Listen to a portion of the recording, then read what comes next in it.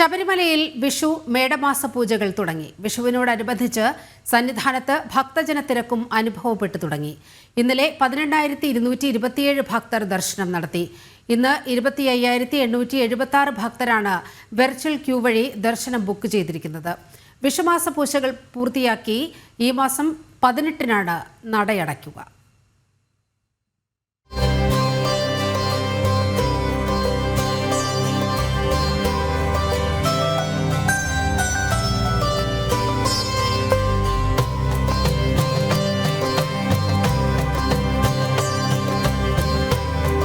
വണ്ടലമക്കര വിളക്ക് തീർത്ഥാടനം കഴിഞ്ഞാൽ ഭക്തർ ഏറ്റവും കൂടുതൽ എത്തുന്നത് വിഷുവിനാണ്.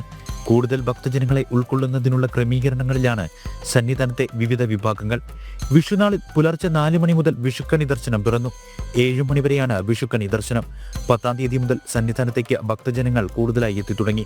2 ദിവസം മുൻപ് വരെ കൂടുതൽ മലയാളികളായിരുന്നു ദർശനത്തിനെത്തിയതെങ്കിൽ ഇപ്പോൾ അയൽ സംസ്ഥാനങ്ങളിൽ നിന്നുള്ള ഭക്തരുടെ എണ്ണവും വർദ്ധിച്ചിട്ടുണ്ട്.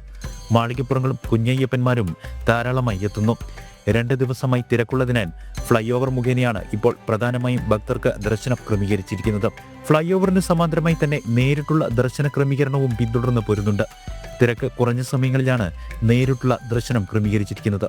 നടപ്പന്തലിൽ നിന്നും ഘട്ടമായി ഭക്തജനങ്ങളെ 18-ാം പടി കയറ്റിവിട്ട് തിരക്ക് നിയന്ത്രണ വിധേയമാക്കുന്നു.